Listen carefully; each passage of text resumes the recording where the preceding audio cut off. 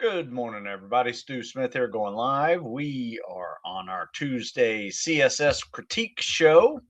So, what today is I'll show some CSS videos, talk about what they're doing right, what they're doing wrong, how to fix them, and then you guys send me some questions and I'll be happy to answer them. So, that's how it works. So, let's get right into it. I have several videos I want to share with you guys. And if you miss any of these, you can always go to YouTube channel and watch these recorded. Sometimes I'll save them as reels up on Instagram as well. So let's share my, where's my Instagram? There we go. Okay. We'll share these videos. Let's start off with, can't remember which one's the good one or the bad one. The bad one. Yeah, here we go. Okay, all right. So first time swimmer coming over to visit us, and here's what he thought the CSS was. And you can see kind of a elementary side stroke version with a double kick. You want to glide with both popping his head up to breathe. He's gliding with one arm. What I would call the elementary side stroke. And there's just a whole lot going on here. Is this a legal stroke for CSS or for the Navy PST? So sure, it's an underwater recovery stroke, but there's just a whole lot of things going wrong here. Every time you pop your head up, so you got your feet drop. Let me turn off the volume there. So every time your head pops up, your feet are going to drop. You're much more efficient in gliding with both hands over your head versus doing this lead arm, trail arm version. So that's not that good. So let's show what he did after a few minutes of coaching. All right, here it is. This is within the next 10 minutes. He's got the top arm, bottom arm, kick, hold the glide. This is pretty good. He needs to get a little tighter on that glide position. You see his biceps need to go on his ears, lock out those elbows. Need to work on that turnaround, top arm, bottom arm, kick, hold the glide. This is pretty good. Once again, needs to work on his arm recovery. Notice how his arm recovery is very loose. Sometimes it even comes up out of the water. Can't do that. Kind of screwed up there. He is brand new to this stroke. And notice this arm recovery coming way away from his body. Needs to be really tight. Just rub your hand right up your torso if you really want to be streamlined with this. But he's got the timing down, and that's half the battle. Top arm, bottom arm, kick, hold the glide. Still popping his head up a little bit. Trying to work on that. And the way we fixed that was just do some freestyle turning to breathe, because it's very similar to that pull and breathe side of your freestyle. All right, so there's two. Not too bad. Let's see what else we got here. Get this a little smaller. I think I have some others here. Those are two. I think this is a new guy as well. All right, so let me share this one. After all these videos, I'll take some questions here. All right, so let's see what we got. Kick off the wall, E. All right, so you see that right there? That like jumping jack version of a double arm pull is really weak. I mean, think about what muscles are being used right there and where your force vectors are going.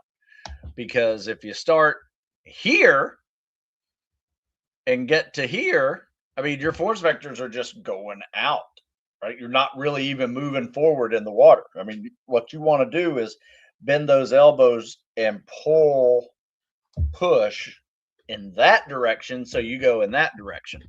So this omnidirectional pull is kind of a waste of energy, and it's weak because it's really just your deltoid muscles working versus your, and don't do two of them. top arm, bottom arm, kick, hold the glide. That's good. Top arm, bottom arm, hold the glide. Not bad. Need to be tighter on this recovery. That's a little loose, and your glide position needs to be up, like your biceps need to be up on your ears, versus your head just plowing the water. Don't do 2 pullouts. That's just a waste of energy. And it's unsustainable. I mean, unless you're a swimming athlete who knows how to do pullouts for a 500, chances are you're not going to be able to sustain it. See how loose that is with the recovery? You can watch it right here. Boom, boom. See all that? That's just slowing you down, putting the brakes on yourself. But overall, it's not horrible. I mean, this is a 51-second 50. So not bad. It just could be cleaned up a little bit. Do 1 pull out, make that pull out a better, harder version. So you're using your lats and your triceps versus just your shoulders, and get that head down. Like you look like you're plowing the water. You want to look a little bit more like a torpedo in the water versus a plow. And whenever you glide like this right here, right? You're what I call swimming like a banana. You're just kind of constantly going like this. Now, if you're facing down, you're just kind of going deeper every time. So work on that shoulder mobility, get that head down.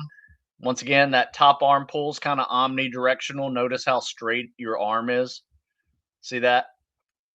That's all deltoid muscle right there. Kind of hurts after a while. So you want to use what's called a freestyle catch, where you get that forearm vertical, pull and push. So you should feel it in your lats and your triceps on a true top arm pull, or freestyle catch, we call it. All right, let's see what else we got here. I think I have several videos today. Just want to show you guys. Here's a good one. Let's go with a good one. This was one of those I didn't have anything to critique, I think. Kick off the wall. See that? Now that's a streamline. Look at that. See that? One hand on top of the other, biceps on your ears. Got a little dolphin kick that's effective. Top arm, bottom arm, kick and glide. This is good. 1 Mississippi, 2 Mississippi, pull. Yeah, this is really good. So this here is the dive well over at the Naval Academy. It's 20 meters wide, so 44 yards. So he does this 44 yards in like 42, 43 seconds, I think. So this is right on that yard per second pace. Yeah, this is really good. Let's do it one more time. Yeah.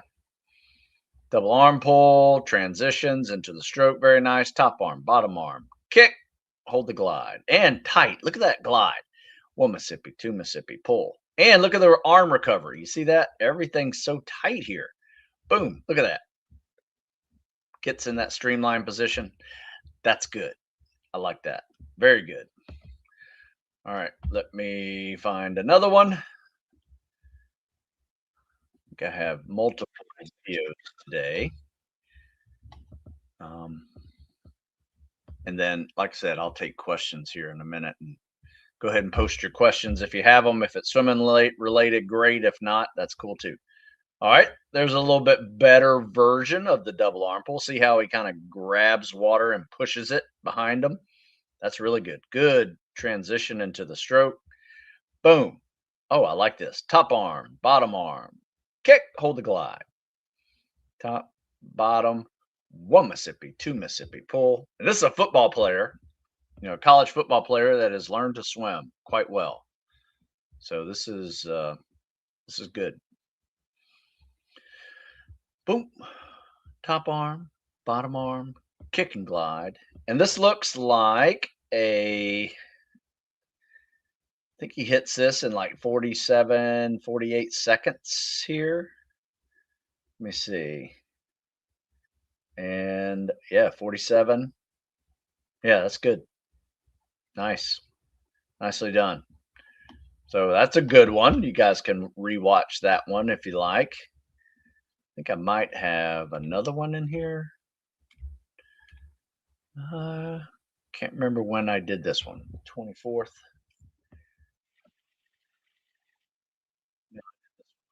All right, so I think that's it. I think that is it. Let's see what else we got here. Got some questions popped up over here. Popped up over here in Instagram. You guys can send them on YouTube as well. Stu, you're a legend. Oh, well, thanks. I hope I have a tremendous month as you do too. Hope you have a good one as well. Stu, I've been practicing my CSS. I'm a bit comfortable, but I've never learned any other swim like breaststroke. Do you think I should learn them? It's not a bad idea. I think if you get some regular swimming instruction, freestyle, breaststroke, you can actually apply them to a variety of skills in the water, whether that is better flutter kicking or learning the breaststroke kick, because you can apply that breaststroke kick to treading, whether it's treading like an egg beater or just doing breaststroke treads. It's a powerful kick. You might even like the breaststroke kick once you get good at it. So yeah, I think that's very wise. Stu, where is a pool location in Maryland you consider best to train for Spartan race? I have no idea. I mean, put it this way. We train in Severna Park, Maryland.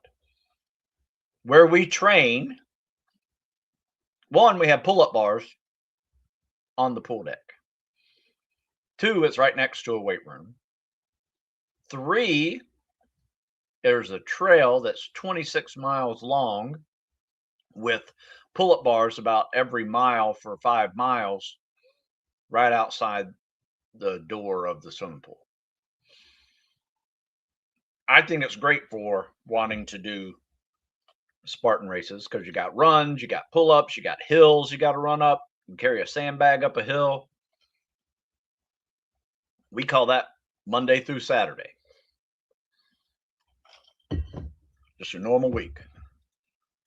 Any tips for getting your elbows closer to your head when you're going streamlined if your shoulders are too broad and preventing your biceps from touching your head? Well, I will say this, I'm not a skinny guy. It's called shoulder mobility. You need to work on your shoulder mobility, right? Even if you have tight, put one hand on top of the other. I usually put this thumb on the outside of this hand and just lock it in. And if you can't get there, focus on rear delts, lats, and triceps, and biceps stretching. And that should help you with a tighter, streamlined body position. There's a lot to it, but shoulder mobility is key because if you don't have good shoulder mobility, you're looking like this in the water versus like this in the water, right? You want to be straight. So it does matter. Any tips for you already asked that question. Do I recommend chiropractors? I don't have any particular I recommend, but I have seen chiropractors and osteopathic doctors do quite well with helping some of the guys with some of their injuries. And it's beyond like my pay grade type stuff. So had a guy with a horrible lower back issue. I thought he had like a pinched nerve in there and I didn't know how to deal with it. So he went to a chiropractor. Sure enough, pinched nerve, loosened his hips up. Next thing you know, he's, able to run, able to ruck, able to do load bearing, sit ups, and made it through buds and is at a SEAL team now. So I would say, yeah, they're very helpful. Physical therapy, I'd probably go there first, see what they think. Then go to an osteopathic doctor, then go to a chiropractor in that order.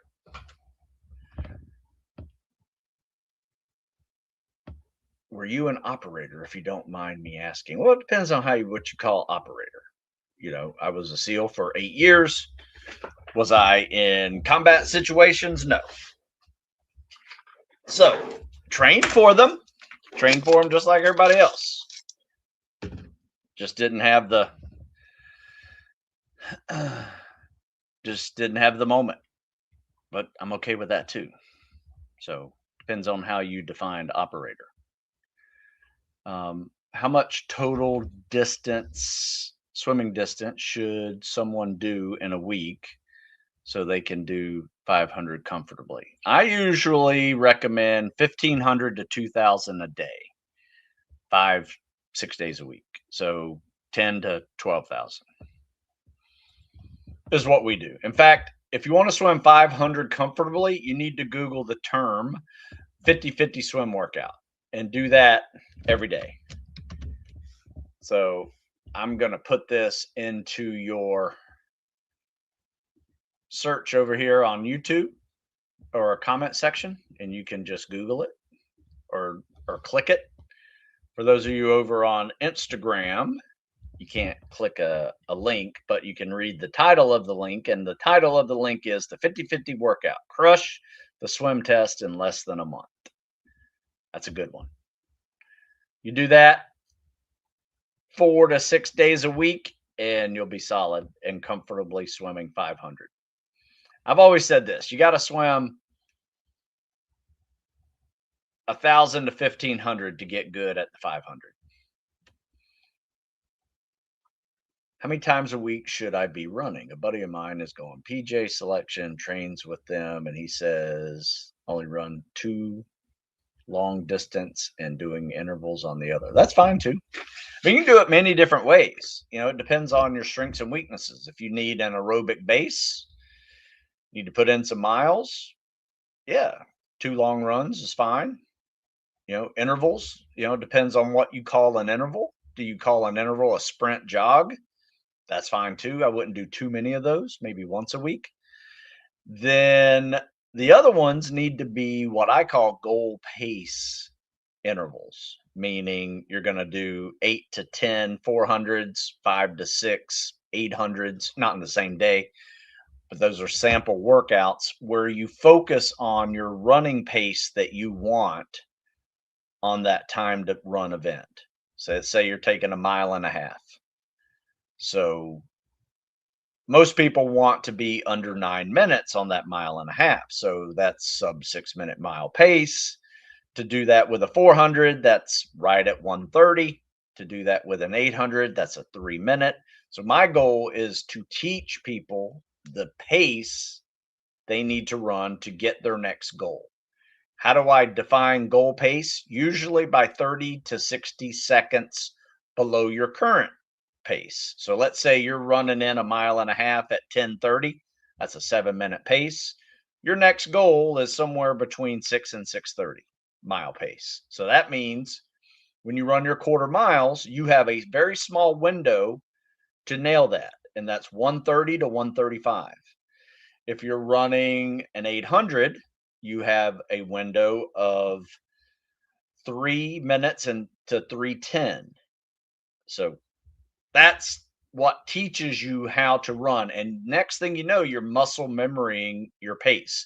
You know, when you start running, because of the way it feels, because of the way you're breathing, because of the way your feet hit the ground, because of the way your arms are swinging, you know that's a 6-minute pace. It just feels like a 6-minute pace.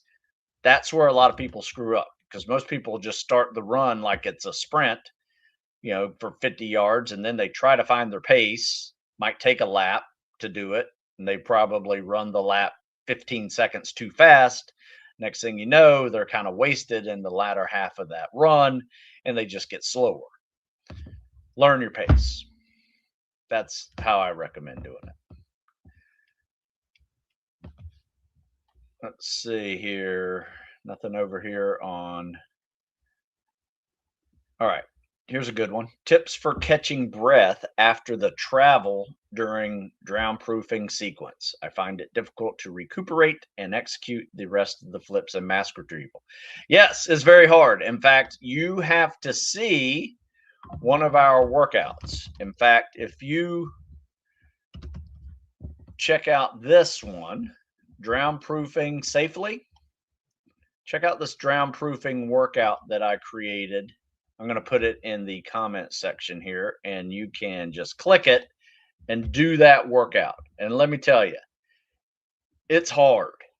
And here's why it's hard. Because you're going to start off with a tread. 5-minute tread, no big deal, right?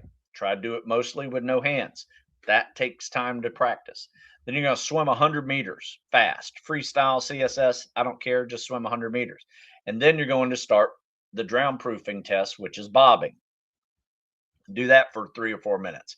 You will see that it is a challenge to try to catch your breath with a bob, but you can do it if you push yourself to do it. Usually what I will do is just take one gigantic inhale right before I start the bob, and then just let it out slowly as I sink. And from there, and I'm simulating being tied. So my arms are behind my back, feet are together. When I do these drown proofing sequences, I swim without simulating it, obviously. Great. So you do that. Then, and this is in the article, and then you swim another 100. You come back and you catch your breath with a float. So you get winded with a 100-meter swim, come back, catch your breath with a float. That one's actually pretty easy. You just kind of dolphin kick and catch your breath. Then after that, you travel 100. So this, instead of swimming 100, you're going to simulate you're traveling with your hands behind your back and your feet together. That gets really winded, right? It's very hard. You're just dolphin kicking the whole time. One option is learn how to dolphin kick properly. Just go Google it and watch some dude doing dolphin kick. Maybe he's doing it with a butterfly stroke, and you'll see that you're probably doing it wrong, right? Because most people just push with the top of their feet to get across the pool and then bend their knees, push. But instead, you want to use the back side and the front side of your foot to dolphin kick. That's also going to help you float as well, especially if you're lean, by just doing little front, side, back dolphin kicks. Then you do another 100 after that. Oh, no, I'm sorry. You just did 100. Now you try to catch your breath with a bob and do a front flip. It's really hard, but you got to practice it. And eventually it gets easier. Then in between the front flip and the back flip, you do another 100 yards. Come back, bob, catch your breath. It's really hard. Do a back flip. Then do another 100. Come back and do mask retrieval. Bob to catch your breath and do it. So what we're doing is just making the drown proofing test harder by adding these 100-meter swims in there. And it forces you to start relaxing and practicing being winded and forcing yourself to exhale when all you really want to do is inhale. It works. Now, it's going to suck the first time you do it, maybe even the second time. But by the third week of doing this, and we only do it once a week, third time doing it, you're going to see a big difference, to a point where you're like, okay, that wasn't too bad. Then you go do the regular test without all the 100-yard swims in it, and it's night and day. You're going to be like, oh, okay, this is pretty easy. So that's how we set it up to improve yourself in drown proofing. Read that article. It walks you through the entire thing. Highly recommend it. What's the timeline for bud starting from basic training? All right, this is a very common question you can find on most websites, but boot camp starts 8 weeks long. You fly out to Coronado, you start buds prep probably a week later after some admin week of checking in and getting all your gear and where you're living and all that. And then you start buds prep whenever the next buds prep class starts. Not sure how long that can be. Could be a week, could be a month. And then you go through 6 to 8 weeks of buds prep. Then you go to buds orientation. I think it's 4 weeks. Could be less than that. Could be 2. I can't remember. And then you go to buds. So regardless, it doesn't really matter. Just you don't have a whole lot of time to get in shape during that time. I mean, the goal is to get in shape before boot camp, like Bud's ready at boot camp. Use boot camp as like a taper, and then rebuild in prep and Bud's orientation. And you might even have to add in some extra workouts to do that. So roughly, I would say day 1 of boot camp, there's 2 months, 2 months of prep. It's probably going to take you 4 to 5 months before you start phase 1. Do you have any guys enlisting in PJs? Yes. Have they been struggling to get a ship date? Seems like there's been many PJ slots, haven't been many PJ slots available. Yes, that's what I've heard. They're only going to the best guys. So I'll be honest with you, my guys have not even started the enlistment process. They're just training to go. So whenever they take that first test with the folks that are testing them and preparing them, they'll be well ready. For the recon screener, 500 meters in camis. Yes, we do that. You recommended a mix of strokes. Can you detail how modified elementary side stroke with head out of the water differs from traditional CSS? I mean, all you got to do is look at it. I mean, you can see it's completely different. In fact, why don't I show you? So I'm going to pull up that video I showed last week of the guy swimming in camis. Okay. Pretty easy, right? Let me see. Where is this? I think this is him. All right. So I'm going to share this and you guys can watch it. And then you can look at it and say, oh, there it is. And even he's like putting his face underwater a little bit, but not much. As you can see here, you're not going to glide much with these camis on. The elementary side stroke, you can glide pretty well with it, but the CSS doesn't work well for this just because you're going to shorten the glide phase significantly. So we just take out the glide altogether. Like even see that double arm pull barely went anywhere. Top arm, bottom arm, kick, top arm, bottom arm, kick, top arm, bottom arm, kick. What am I not saying? Glide, because there's no glide. That's the difference between the CSS and the elementary side stroke with camis. Do I need to show you what the CSS looks like? I probably don't, but let me just share it with you. Because once you see that, you can't unsee the glide phase of the CSS. All right. So here you go. See this glide? You're going to get 2 to 3 seconds of this glide phase. Still the same thing. Top arm, bottom arm, breathe, kick, hold that glide. That's the difference. There's no glide in the CSS or the elementary side stroke with camis. Somebody said, how deep is the pool for drown proofing? 9 feet.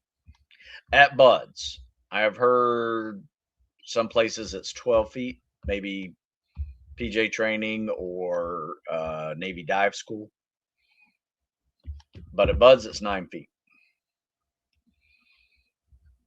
All right. What else we got? What exercises do you suggest to build CO2 tolerance for underwaters? We do what we call hypoxic swimming. Basically, it's skip breathing. So we do freestyle and we breathe every 8 to 10 strokes.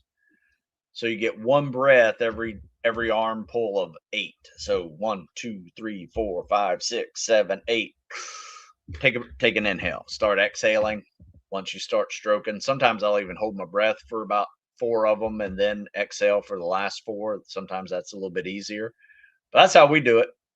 Now you can also do some Wim Hof breathing techniques and hold your breath and do stuff like that. But you know, we do it with hypoxic swimming, skip breathing swimming, basically. Did lack of sleep at the academy slow down your physical progress, and how'd you handle training and lack of sleep? Well, here's the beauty about being at the academy when you're 18 to 22 is that you recover so quickly. Now, had I going through it now in my 40s or 50s, it would absolutely suck because I probably wouldn't be able to perform at all mentally or physically with 5 hours of sleep every night. And then you throw in a weekend where you go out and you drink too much, and then that's in your system for a couple of days and you don't sleep well for that. Somehow you recover from it and you get by. I wish somebody would have told me that. I mean, we didn't know this back then, that every time you drink and you drink too much, you lose a night of sleep. Like, there's no recovery process of sleeping when you drink too much. Science tells us that now. I wish somebody would have told me that. I probably would not have gone out and partied, like I did when I was 21 years old. But there were times when I took it seriously and I just didn't drink at all. So, it depends on what was coming up, a test, a screener, so as things like that, and you just you focused on your training, rugby rugby season, things like that. How deep should the pool be? I don't know what you're asking. To swim, I mean, 3-4 feet to swim. If you're doing it for drown proofing, I'd say 9 feet is fine.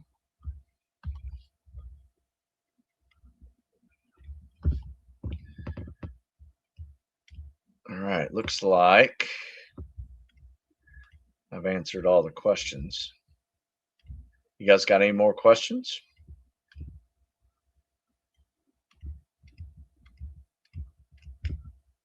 No?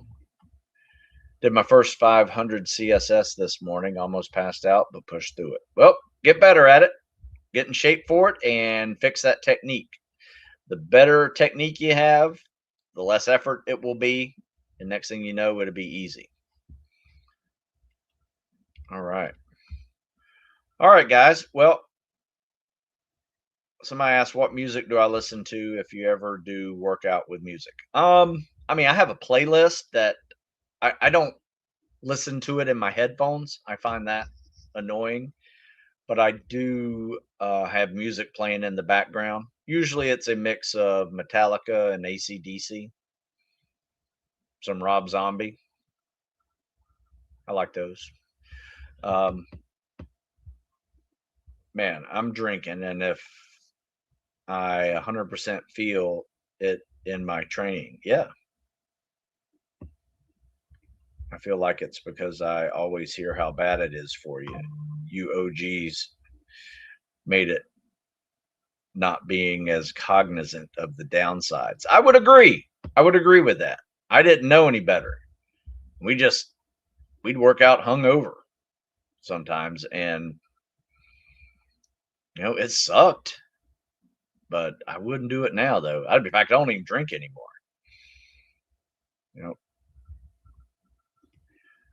Hey Stu, folks that move down to train with you, do they get any certain types of jobs before they ship out, like manual labor, something physical?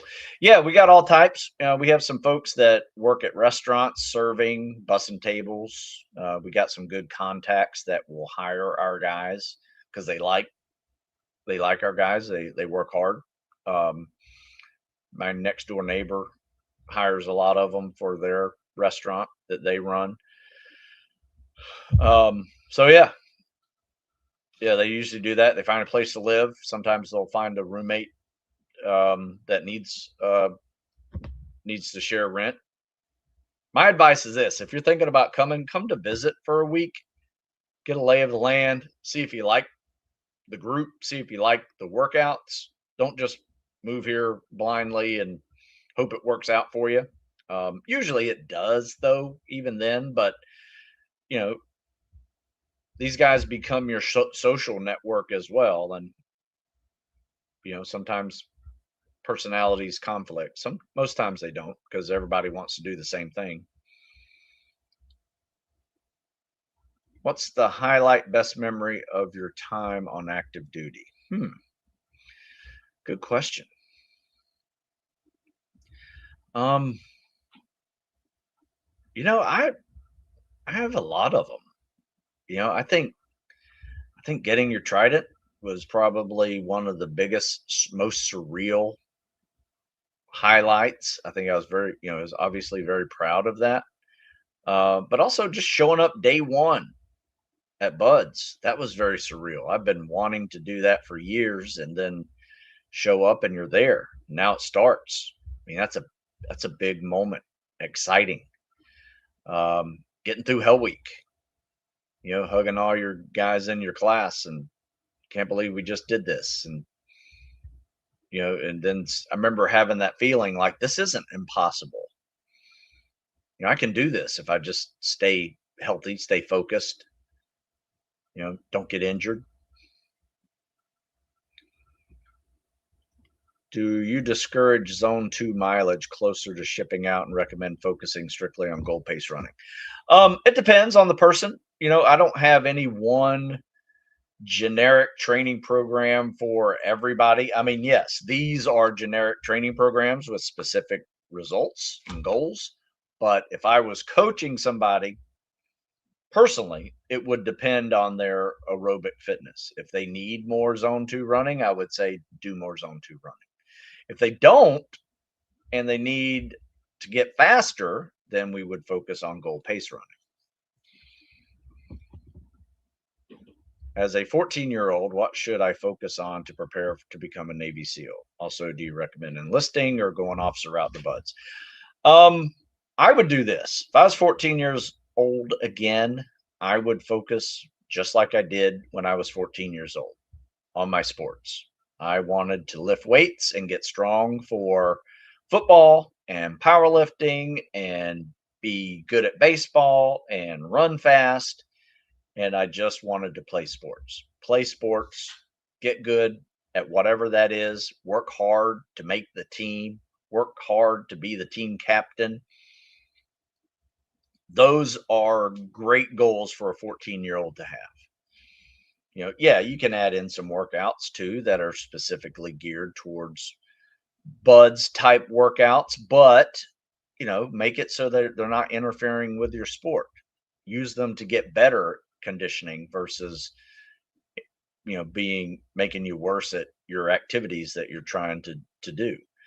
And it's up to you, officer or enlisted. There's two different routes. If you want to go to college and finish growing and get that taken care of and be an officer, that's an option. I don't recommend 18-year-olders just checking in and going to Buds and right out of high school, 17, even worse. Most of the 17, 18-year-olds aren't even finished growing yet. Yeah, there's a few that make it every class, but not everybody. I mean, a majority of them will not. Like 90% of them will not. So yeah, I usually just say, yeah, it's up to you. I say if you have a college degree, try the officer route, see if you like it. You'll at least get to go to SOAS and see if you like it. Then you can, get a little taste of what Buds is like, and then decide if you want to go officer or enlisted. We have a couple of guys that went to SOAS this year after college. Some got picked up, some didn't get picked up, so they immediately enlisted. One guy got picked up and decided to enlist. Decided he wanted to be an enlisted guy. So yeah, that's an option as well. Do you see yourself working out with the same intensity 10 years from now? No, I don't. 10 years from now, I'll be 67. I will still do calisthenics. I'll still lift. I'll still run. And I'll swim more, probably, versus running more. It just depends on how my knees are feeling, I guess. Probably get a little lighter between now and then and make it easier on my knees. So that's the goal. I plan on doing this till I'm not doing this, till I'm 6 feet under. So, but yeah, intensity will definitely vary a bit by the time I'm in my 60s and 70s for sure. In fact, when I'm mid 60s, I'll write a new program for fitness over 60. Just like this one for all you old G's, fitness over 50. I wrote this when I was 55. How I handle the 50s, completely different than how I handled my 20s and 30s and 40s. So still tough, but definitely focus more on mobility and non-impact cardio more. All right, guys, looks like I have answered all your questions. Oh, got it. One more. April 29th ship date. How should I train before I ship going SO? Make sure you don't have any weaknesses. Train like you're going to buds. Make sure you're crushing the PST on a bad day. Train for specific events. Get through selection. Prep for specific events of buds. What are those? 4-mile runs, 2-mile swims. Prepare for running with a log and with a boat on your head. You can ruck in soft sand to prepare for that. There's so many different things you need to do. Just work on your weaknesses. Make sure you have strength and power and speed, agility, flexibility, mobility, muscle stamina, endurance in 3 different modes: run, ruck, swim. That's what you need to do between now and April. Make sure all of those are solid. All right, guys, I got to go. I will chat with you guys later. If I missed your question, just email me, stu@stewsmith.com. You can see it right here going by the ticker, stu@stewsmith.com. And go check out stewsmithfitness.com for tons more articles and programming and anything you need to prepare for selection programs or lose weight. All right, guys, I'll see you later. Have a good day.